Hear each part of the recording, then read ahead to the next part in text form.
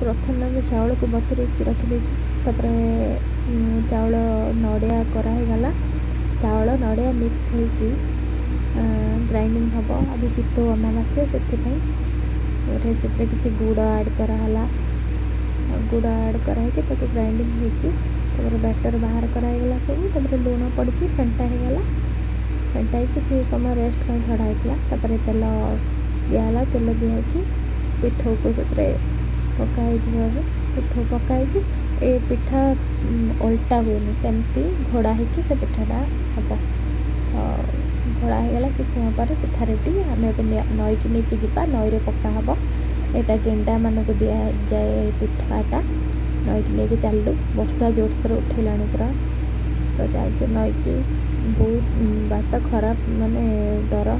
तर मुझे धरिकी नई की लेकिन चलली पकली समस्त ना जन जन की कहीकि गेंडा आको खानी गेंडा ताको खाइबेनी लास्ट मुझे खाई